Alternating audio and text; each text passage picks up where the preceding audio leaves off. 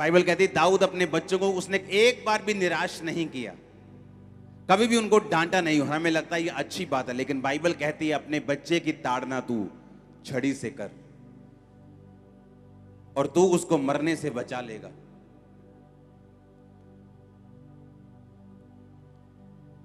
इसलिए परमेश्वर का आत्मा हमें बाइबल पढ़ने के लिए बोलता है, क्योंकि हम जानते हैं ये बात को कि चाहे तुम बड़े से बड़ी हस्ती क्यों नहीं हो, अगर तुमने वचन को ब्रेक किया तो उसका असर तुम्हारी जिंदगी पे जरूर होगा।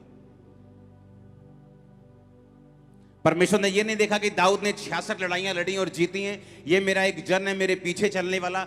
जहां उसने वचन तोड़ा उसका असर उसकी लाइफ पे था। सब जगह पास था लेकिन फैमिली में फेल था, अपनी फैमिली को इकट्ठा नहीं रख पाया। उसका कारण बैतशेबा के साथ व्यभिचार और उसका कारण अपने बच्चों को करेक्ट ना करना।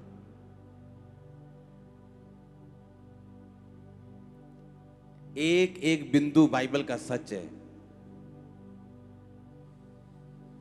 उसने कहा अपने बच्चों को उसी रास्ते पर ट्रेनिंग दे जिस रास्ते पर तू उसको चलता देखना चाहता है। जब वो जवान हो जाएगा उस रास्ते से कभी हटेगा नहीं।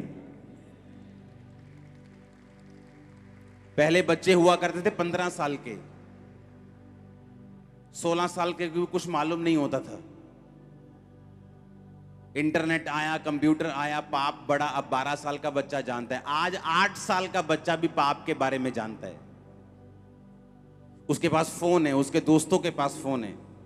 अगर वो पाप के बारे में जानता है तो चर्च में क्यों नहीं बैठा अभी वो?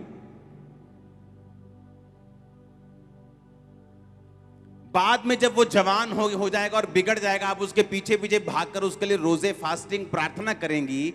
इससे अच्छा ये है कि उसको परमेश्वर की हजूरी में अभी लाया जाए।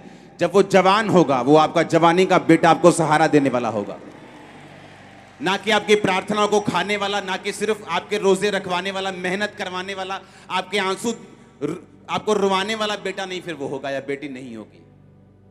हालेलुया। एक वचन का दाऊद ने ध्यान नहीं रखा, उसका असर उसको भोगना पड़ा।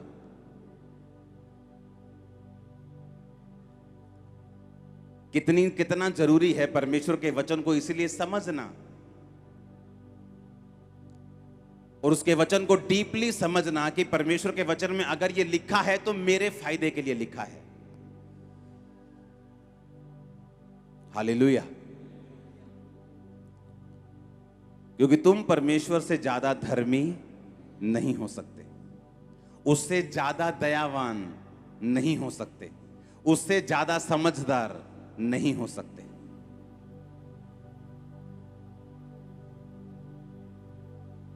तुमने इंसान का दिल दुखने से बचा लिया और परमेश्वर से हट गए, ये तुम्हारी जिंदगी की सबसे बड़ी मूर्खता निकलेगी।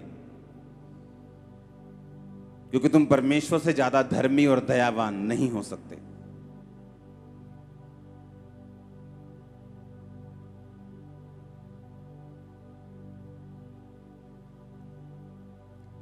पतरस कहता है यीशु मसीह कभी ना हो तेरे, तुझे कभी क्रूस उठाए, तेरे साथ कभी ऐसा ना हो।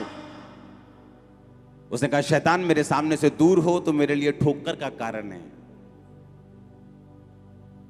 वो संसारिक प्रेम जो आपको क्रूस से हटा रहा है, आपको उस प्रेम को परमेश्वर के वचन की रोशनी में जांचने की जरूरत है कि ये प्रेम परमेश्वर की ओर से है या मुझे क्रूस से हटाने की साजिश हो रही है।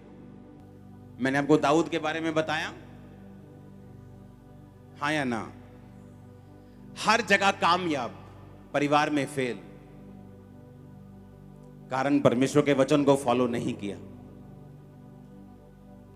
उसने कहा यहोवा पूरा छुटकारा देने वाला परमेश्वर है। जब परमेश्वर आपको देखता है तो वो इस निगाह से देखता है कि मैं इसकी पारिवारिक प्रॉब्लम से इसको छुटकारा दूंगा, मैं इसको फाइनेंशियली छुटकारा दूंगा, मैं इसको गलत आदमियों से छुटकारा दूंगा, अनफ्रूटफुल लोगों से छुटकारा दूंगा, मैं इसकी बीमारी से छुटकारा दूंगा, मैं उससे पूरा छुटकारा दूंगा। बाइबल कहती है यहोवा पूरा छुटकारा देने वाला परमेश्वर है। बहुत से अमीर लोग हैं, बहुत से अमीर सेलिब्रिटीज हैं, उनके पास पैसा है पर छुटकारा नहीं। कोई डिप्रेशन से लड़ रहा है, कोई बीमारी से लड़ रहा है, कोई फैमिली फेलियर से लड़ रहा है, क्योंकि उनके पास पूरा छुटकारा नहीं मिल सकता, क्योंकि बाइबल कहती है यहोवा ही है जो पूरा छुटकारा तुम्हें दे सकता है। अब सुनो ध्यान से, दाऊद के पास पूरा छुटकारा था, सिर्फ एक जगह छुटकारा नहीं था, वो था उसका परिवार। कारण था खुद दाऊद कि उसने परिवार के विषय में परमेश्वर की आज्ञा को नहीं माना, और जो कुछ परमेश्वर का वचन कहता था उसने फॉलो नहीं किया।